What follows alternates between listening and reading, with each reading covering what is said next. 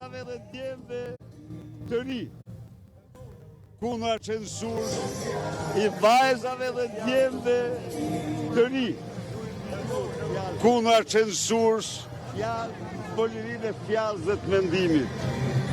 Ju i ndigjuhet fjalët e tyre. Ju i ndigjuhet fjalët e tyre. Fjalë që buronin nga shpirti tyre i lirë, që buronin nga zemrat e tyre rinore. Edi Rama sot mori Damkos ndëshkimin si një armik i egër përfundimtar.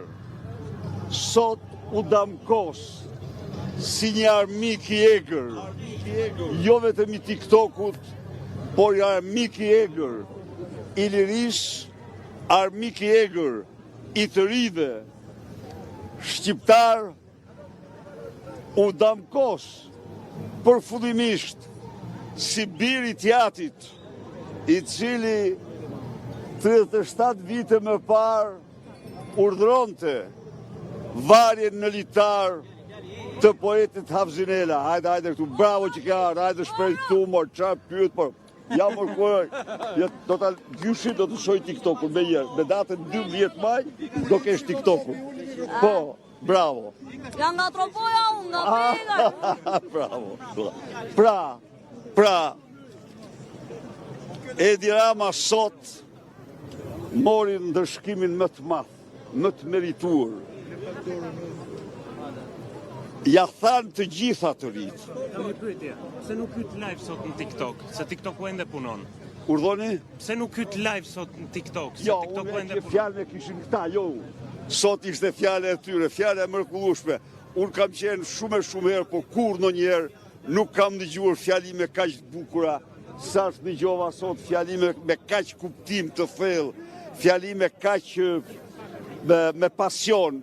Sa është dëgjova sot në këtë shesh.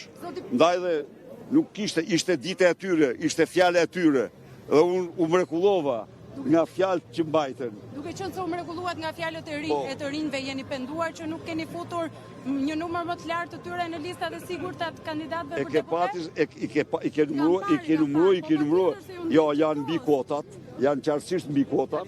Zoti Berisha, një pyetje tjetër, duke qenë se jemi për fjalën e lirë, a keni një koment për mbylljen e zërit të Amerikës pas kaq vitesh me një urdhër ekzekutiv? Tani, komenti im është ky. Në diktaturë ka qenë zëri vetëm Komenti im është ky. i lirisë. Gjatë mandatit të parë të presidentit Donald Trump, pavarësisht se çfarë thot propaganda kundër tij, asnjë gazetar nuk është ndëshkuar. Jo, ta them unë ty, se unë e kam ndjek se atë e kam treguar atë.